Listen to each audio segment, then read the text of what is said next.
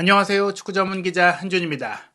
뜻깊은 한국어 이름이 새겨진 유니폼을 입고 출전한 이강인 선수 2023-2024 시즌 프랑스 리그앙 13라운드 르아브르와의 원정 경기에 풀타임 활약하며 음바페 선수가 터뜨린 결승골에 기점 역할을 했습니다.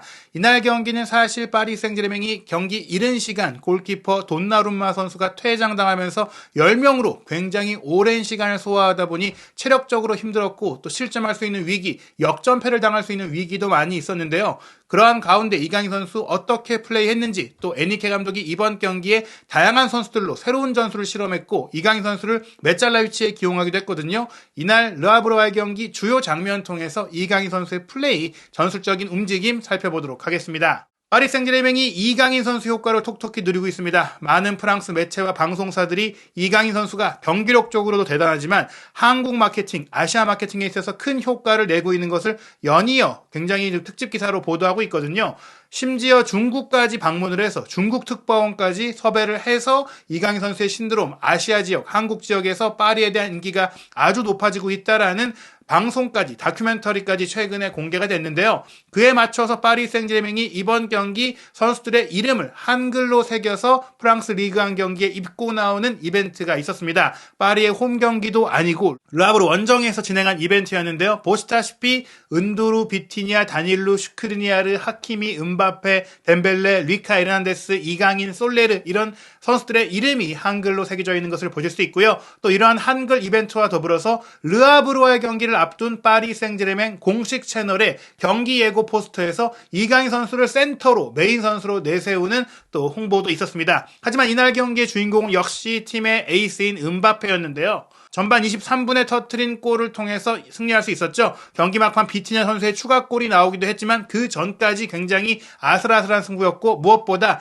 대부분의 시간을 10명으로 뛰면서 힘들었던 파리였습니다. 이번 경기 이강인 선수가 직접 공격 포인트를 올렸던 것은 아니지만 미드필드 지역에서 다양한 정말 팀을 뒷받침하는 역할을 하면서 많은 동료 선수들의 신뢰를 확인했는데 특히 전반전이 끝나고 후반전이 시작하기 전 터널에서 선수들이 이강인 선수를 중심으로 이런저런 얘기도 나오고 경기에 대한 얘기도 나누고 또 화기애애한 모습들을 보였던 게 화제가 됐습니다. 음바페 선수도 이강인 선수의 볼을 정말 다정하게 좀 이제 애정어린 손길로 쓰다듬는 모습들이 있었고 이강인 선수가 플레이에 대해서 설명을 하자 그에 대해서 대응하는 모습들도 있었고요. 하키미 선수가 또 손짓을 하면서 이렇게 움직이자 플레이하자 이런 얘기들도 있었고 또 덴벨레 선수가 어떻게 보면 많은 국내 팬들이 이강인 선수가 가장 잘 뛸 수 있는 오른쪽 측면 공격수로 뛰면서 턴오버도 많고 좀 아쉬운 플레이들도 많다 보니까 원성을 사고는 있지만 또 이강인 선수가 개인적으로는 굉장히 막역한 모습들을 경기 중에나 뭐 훈련 중에나 많이 보이고 있어요. 이번 경기 후반전 시작하기 전에도 이강인 선수와 덴벨레 선수가 조금 손으로 입을 가리고 이런저런 이야기를 나누면서 환하게 웃는 모습들, 서로 호흡을 맞춰가려는 모습들을 보이면서 결국엔 이강인 선수가 현재 팀의 코어이자 핵 인싸로서 전술적으로나 이제 분위기적으로나 팀을 이끌어가는 메인 선수라는 것을 확인할 수 있는 그런 장면들이 있었습니다. 이날 선발 명단을 보시면 주중에 뉴캐슬과의 챔피언스리그 경기도 있었기 때문에 체력적으로나 또 전술적으로도 많은 부분에 있어서 에니케 감독이 새로운 시도를 했습니다. 처음에 선발 명단이 발표됐을 때는 어떻게 구성되는 거지 의아한 수준이었어요. 왜냐? 일단 수비 라인에 하키미, 다닐루, 무키엘레, 솔레르가 있었기 때문에 전문 센터백이 없었잖아요. 다닐루가 센터백으로 많이 뛰어오긴 했지만 이 선수도 수비형 미드필더 출신이고 무키엘레의 주 포지션은 오른쪽 풀백인데 최근에 왼쪽 풀백으로 뛰기도 했지만 센터백으로는 거의 기용되지 않아 왔었거든요. 그리고 솔레르도 본래 포지션은 미드필드인데 하키미의 백업인 오른쪽 풀백으로 이번 시즌에 경기를 뛰어왔으나 왼쪽 풀백까지 소화할 거라고 예상하기가 어려웠습니다. 그렇기 때문에 이 수비 라인이 어떻게 구성될 것이냐, 3백일 것이냐, 4백일 것이냐에 대한 궁금증이 있었고요. 공격 라인에는 바르콜라, 음바페, 덴벨레, 이강인의 미드필더 파비안 루이스와 비티냐가 있었습니다. 이 구성이 어떻게 될까도 궁금했는데 우선 프랑스 리그한 공식 중계 방송에서는 솔레르 오른쪽 풀백, 하키미 왼쪽 풀백으로 예상을 했어요. 실제로 하키미가 왼쪽 풀백을 보기도 했었고 솔레르가 왼쪽 풀백을 본 적이 없었기 때문인데요. 막상 경기가 시작하고 나서 보니까 솔레르가 왼쪽 풀백으로 뛰고 하키미가 오른쪽에 배치된 형태였고요. 미드필드 라인 구성은 이강인 선수가 오른쪽 메짤라 위치에서 배치될 거라고 예상을 했고 기대를 했지만 이강인 선수가 왼쪽으로 기용이 됐고 비티냐가 오른쪽에 기용이 됐고 파비안 루이스가 기존에 우가르테가 맡고 있던 원볼란치의 자리에서 뛰었습니다. 공격은 왼쪽이 바르콜라, 오른쪽이 덴벨레, 음바페가 최전방 공격수에서 제로톱, 프리로를 맡았는데요. RMC 스포르라든지 또 파리 인사이드, 파리스 논리미트 같은 파리 전문 매체들이 이제 예상한 라인업으로 나왔다고 보시면 됩니다. 솔레르, 무키엘레, 다닐루, 하키미의 포백 라인, 파비안 루이스가 뒤를 받쳐주고 비티냐와 이강인이 좌우 메짤라로 배치가 되고 바르콜라, 은바페, 덴벨레가 3톱을 구성한 것인데요. 돈나룸마 선수가 일찌감치 퇴장을 당하면서 결국에는 메짤라 역할보다는 왼쪽 측면 공격수 역할, 그리고 메짤라를 오가는 그런 역할들을 할 수밖에 없었습니다. 4-4-1에 가까운 형태로서 어떻게 보면 새로운 시도, 새로운 전술적인 역할을 거의 할 수 없는 조금 이제 임시적인 플레이를 할 수밖에 없었거든요. 그러다 보니까 이강인 선수의 이날 경기 히트맵을 보시면 후방 지역에 많이 내려와 있죠. 아무래도 수적 우위에 있는 르하브르가 홈팀이기도 하기 때문에 굉장히 동점골과 역전골을 노리면서 파상 공세를 후반전에 많이 펼쳤고, 또 이런 가운데 이강인 선수가 수비 커버도 많이 내려와 있고 활동량이 많았기 때문에 후반전 들어서는 거의 공격 상황에서 함께 치고 올라가지 못했습니다. 그러다 보니 자기 진영에 많이 히트맵이 나왔고 왼쪽 측면 지역을 거의 많이 또 소화하게 됐어요. 바르콜라가 빠지다 보니까 왼쪽 측면 공격을 이강인 선수가 소화해야 한다 보니까 중앙 지역으로 들어와서 미드필드에 가까운 역할들을 많이 할 수가 없었던 것입니다. 그럼에도 불구하고 이강인 선수 이날 경기 89%의 높은 패스 성공률을 기록했고요. 4차례의 드리블 돌파 시도 중에 3차례를 성공하면서 75%의 높은 드리블 성공률까지 기록을 했습니다. 경합도 열심히 해줬는데요. 14번의 지상 경합 중에 6번 승리하면서 승률 자체는 43%로 절반 아래지만 그래도 분투했다, 열심히 뛰었다, 그리고 3차례나 파울을 얻어내기도 했고 수비 관여를 6번이나 했어요. 가로채기 2개, 리커버리 4개를 기록하면서 결국엔 팀의 살림꾼 역할을 이날 했다, 이렇게 보시면 될 것 같습니다. 그리고 공격 포인트가 없다고 말씀을 드렸지만 결정적인 장면이 퇴장 선수가 나오기 전이라든지 체력이 떨어지기 전인 전반전에는 많이 보여줬는데요. 사실 파리 같은 경우에는 초반부터 변수가 있었어요. 전반 6분 만에 선발 출전했던 미드필더 파비안 루이스가 어깨가 탈구된 상황 속에서 일찌감치 교체가 됐거든요. 경합 상황, 공중볼을 다투는 상태에서 상대 선수의 몸을 짚는 과정에서 본인의 이제 오른쪽 어깨가 이제 빠지는 상황이 되면서 급히 교체가 됐고, 이로 인해 벤치에 대기하고 있던 마누엘 우가르테가 출전하게 됐었거든요. 이 가운데 전반 10분 르하브르가 이제 수비 라인에서 골킥이 주어졌는데 수비수가 길게 뻥 차면서 수비 라인 뒷공간, 파리의 뒷공간을 노렸거든요. 여기서 카시미르 선수가 돈나루마 골키퍼의 이제 쇄도에 대응해서 함께 충돌하는 과정 속에서 돈나루마의 발이 명백하게 높았고 또 카시미르를 확실하게 가격하는 상황이 나오면서 페널티 에어리어 바깥으로 나와서 거친 행동을 한 돈나루마 선수가 곧바로 다이렉트 퇴장을 당하고 말았습니다. 이로 인해서 이제 돈나루마 선수의 골키퍼 포지션을 채워야 하기 때문에 필드 플레이어를 빼야 하는데 아무래도 이제 수비 라인을 뺄 수 없겠죠. 미드필드도 마찬가지죠. 공격수를 뺄 수밖에 없는 가운데 가장 조금 어떻게 보면 비중이 떨어진다고 할 수 있는 왼쪽 공격수 바르콜라가 빠지고 테나스가 들어오다 보니까 우가르테가 이미 들어가 있는 상태에서 이강인 선수가 왼쪽 메짤라가 아닌 왼쪽 측면 미드필드에 가까운 역할, 왼쪽 윙어에 가까운 역할, 바르콜라의 역할을 할 수밖에 없었습니다. 그러다 보니 이제 은바페 혼자 최전방에서는 4-4-1에 가까운 형태가 되면서 우가르테와 비티냐가 좌우 중앙 미드필드를 차지하고 이강인 왼쪽, 덴벨레 오른쪽, 지금까지 이강인 선수를 왼쪽 사이드에 뒀던 그 전술이 다시 구현이 된 거예요. 이번 경기는 4-3-3 포메이션으로 특히 비티냐와 이강인을 2명의 메짤라로 동시에 기용했던 새로운 이제 중원 빌드업 과정을 기대했던 경기였는데 은바페를 제로톱으로 두고 저희가 이전에 프리뷰 영상에서 말씀드렸다시피 이강인과 은바페의 합이 가장 잘 맞을 수 있는 두 선수가 나란히 중앙 지역에서 활동할 수 있는 경기를 구성했는데 이렇게 파비안 루이스의 부상과 돈나룸마의 퇴장이라는 흔히 나올 수 없는 상황이 전반 10여 분 만에 나오면서 파리의 전술적인 계획, 에니케 감독의 실험이 이제 제대로 이루어질 수가 없었죠. 그럼에도 불구하고 전반전까지는 그래도 이강인 선수와 은바페 선수의 중앙 지역에서의 플레이를 만들어가는 좋은 장면들이 많이 있었습니다. 전반 21분이었는데요. 이강인 선수가 왼쪽 하프 스페이스 지역에서 공을 끌고 올라가면서 최전방에 있는 은바페 선수에게 공을 밀어주죠. 여기서 은바페 선수가 수비를 등진 상태에서 뒤에서 대기하고 있던 비티냐에게 공을 밀어줬고 비티냐는 바로 이 공을 오른쪽 사이드에 덴벨레에게 연결해주면서 원터치 패스, 논스톱 패스를 통해서 상대 수비를 흔들어 놓는 빌드업이 이루어집니다. 이 다음에 덴벨레가 배후 공간으로 들어가는 은바페를 향해서 날카로운 스루 패스를 연결해줬는데요. 여기서 은바페 선수가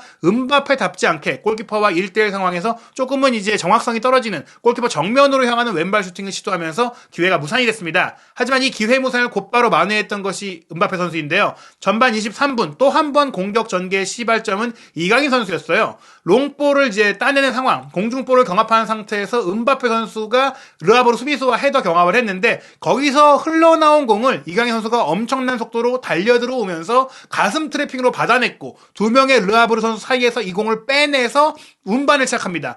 왼쪽에 있던 이강인 선수가 오른쪽까지 공을 스스로 운반해서 이동하면서 공격 방향을 바꿨고요. 그 다음에 전진 패스를 덴벨레에게 내줬고 덴벨레가 이강인 선수의 기점 패스를 받아서 반대편에 도사리고 있던 프리찬스로 있던 음바페에게 이제 마무리 패스를 줬고 음바페가 이 공을 받아서 한 번 터치해서 수비를 벗겨낸 이후 빠른 타이밍의 오른발 슈팅을 골문 우측 하단 구석으로 날카롭게 보내면서 선제골을 터뜨렸습니다. 2분 전에 있었던 장면에서 안일한 마무리에 대한 본인의 아쉬움을 털어내는 정말 멋진 골을 터뜨렸는데 말씀드린 대로 이강인 선수가 달려들어서 공을 확보하고 운반하고 기점 패스를 연결하면서 이 득점을 설계했다. 파리의 선제골이자 이날 경기 결승골을 이강인 선수가 만들어냈다. 그리고 음바페가 마무리했다라고 보시면 되는 장면이었습니다. 수적 열세 속에서도 선제골을 넣었고 계속해서 전반전까지는 파리가 10명임에도 불구하고 더 좋은 장면들을 많이 만들었거든요. 전반 29분에는 하키미가 공격 지역으로 오버래핑에 들어온 이후에 음바페에게 중앙으로 연결을 했는데 음바페 선수가 자신의 뒤쪽 배우로 들어가는 이강인 선수의 움직임을 미리 파악하고 기가 막힌 백힐 패스를 이강인 선수에게 연결해줬어요. 그리고 이강인 선수가 이 패스를 받아서 문전 왼쪽으로 치고 들어가 왼발 슈팅을 시도했는데 아쉽게도 수비의 6탄 방어에 막히면서 무산이 됐습니다. 그리고 전반 32분에는 왼쪽 하프 스페이스 지역 안쪽으로 들어온 이강인 선수의 스루 패스를 음바페가 이어받은 이후 오른발 슈팅을 이번에는 골문 왼쪽 하단 구석으로 정확하게 찔러 넣으면서 한 골을 더 터뜨린 줄 알았는데 이 장면 보시면 아시겠지만 음바페 선수가 최종 수비 라인보다 살짝 앞서 있으면서 오프사이드에 걸렸고 이로 인해 이 골은 인정받지 못했습니다. 이강인 어시스트 음바페 골이 아쉽게 취소된 장면인데요. 그 이후 시간이 갈수록 조금씩 르하브르가 공격에 힘을 내기 시작했습니다. 10명으로 뛰는 시간들이 길어졌고 무엇보다 이강인 비티냐의 체력 부담이 점점 커지면서 라인이 밀려 내려오기 시작했고 배우 커버 또 롱볼을 통한 역습에 대해서 계속해서 선수들이 스프린트를 하는 시간들이 길어지다 보니까 허점이 나오기 시작했거든요. 42분 르하브르의 센터백인 쌍강태의 롱패스가 이 장면 보시면 수비 뒷공간으로 빠졌고 골키퍼와 센터백 사이 공간으로 들어온 공을 카시미르가 슈팅까지 가져간 게 골대 옆으로 아슬아슬하게 빗나갔거든요. 이거 사실은 동점골을 내줘도 할 말 없는 장면이었다고 볼 수 있습니다. 전반전 결국 파리가 1대0으로 리드한 채 마치긴 했지만 기대 득점 값은 0.60골 대 0.64골로 대등했고요. 점유율도 50대 50이었고 오히려 슈팅 숫자는 르하브르가 8대 3으로 더 많았습니다. 결정력이 파리가 좋았기 때문에 리드했고 어떻게 보면 유효슈팅도 많았던 것이지 빅찬스를 놓고 따지자면 르하브르도 전반전에 두 차례나 있었고 이 두 차례를 모두 놓쳤기 때문에 후반전 시작과 함께 르하브르는 등번 10번을 달고 있는 핵심 공격수 알리우이도 투입을 했고 주주도 투입을 하면서 골을 넣기 위한 공격적인 경기를 했고요. 실제로 51분 케차 선수의 기가 막힌 발리 슈팅이 테나스의 선방이 아니었다면 르하브르의 동점골이 될 수도 있었습니다. 또 58분에는 덴벨레 선수가 이날 경기 굉장히 많은 턴오버를 또 한 번 기록했는데요. 수비의 압박을 당하면서 뒤로 물러서던 덴벨레의 백패스를 르하브르가 차단을 했고 알리우이가 이 패스를 차단한 이후에 바로 바이오 선수를 향해서 스루 패스를 보냈거든요. 바이오가 문전 왼쪽까지 들어가서 시도한 슈팅이 테나스의 정면으로 이어지면서 막혔기 때문에 간신히 위기를 넘겼지 이 장면도 사실은 자책성 패스로 인해서 자책 어시스트가 될 뻔했던 장면으로 인해서 파리가 동점골을 내줄 수 있었습니다. 60분 파리도 기회가 있었는데요. 하키미가 직접 전방 압박을 통해서 공을 빼낸 이후 덴벨레에게 패스했고 덴벨레가 문전 우측으로 혼자 치고 들어가서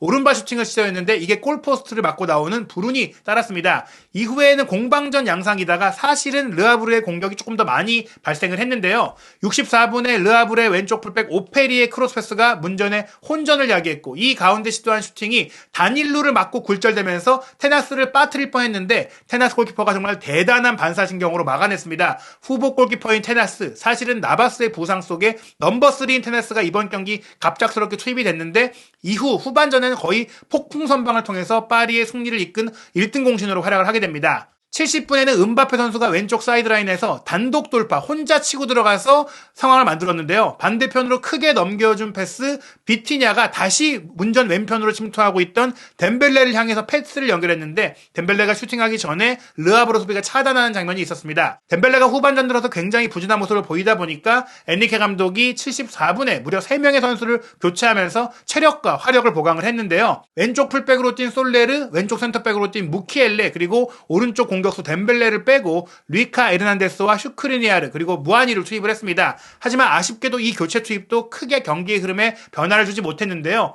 계속해서 르하브르가 동점골을 넣을 만한 기회들이 발생을 했어요. 특히 80분에는 알리우이가 문전으로 들어가서 두 차례나 결정적인 슈팅을 때렸는데 테나스가 정말 말도 안 되는 선방을 연달아서 펼치면서 실점 위기를 넘겼습니다. 그런 총공세 속에 파리가 단 한 번의 역습 기회를 추가골로 연결했는데요. 89분에 우가르테가 또 르하브르의 공격 전개를 차단하면서 이뤄진 쇼트 카운터 상황에서 비티냐가 시도한 중거리 슈팅이 르하브르 수비를 맞고 굴절되면서 득점으로 연결이 됐고, 결국엔 파리가 2대0을 만든 이후에는 조금은 수월하게 남은 시간들을 보내면서 승리로 경기를 마쳤습니다. 이날 경기 최종 기록을 보면 르하브르가 기대 득점 1.54골, 파리가 1.32골로 오히려 르하브르가 2골 가까이를 넣을 수 있는 경기를 했고요. 전체 점유율도 61%, 후반전 들어서는 이강인 선수도 많이 지치다 보니까 거의 올라가지 못하고 수비에만 신경 쓰는 경기를 했거든요. 중원 지역의 장악력도 떨어졌고, 그로 인해 전체 슈팅 수는 르하브르가 22대9로 크게 앞섰고, 유효 슈팅도 결국엔 르하브르가 7대5까지 만들었으며, 사실 테나스 골키퍼가 무려 7번의 선방을 했기 때문에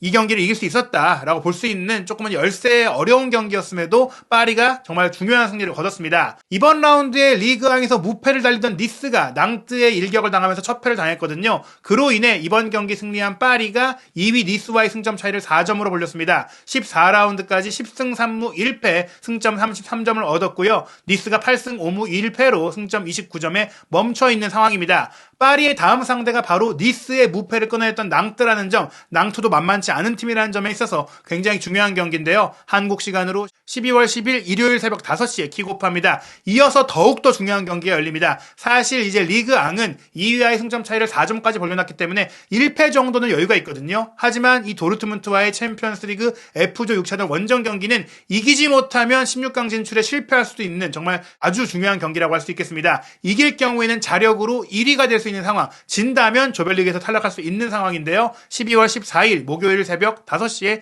킥오프합니다. 과연 이강인 선수와 은바페 선수가 이끌고 있는 파리가 이 새로운 멤버들과 함께 올 시즌 리그왕 우승 그리고 챔피언스리그 우승에 도전하는 여정은 어떻게 이어질지 한준TV에서 이강인 선수의 모든 소식도 확인하시기 바랍니다.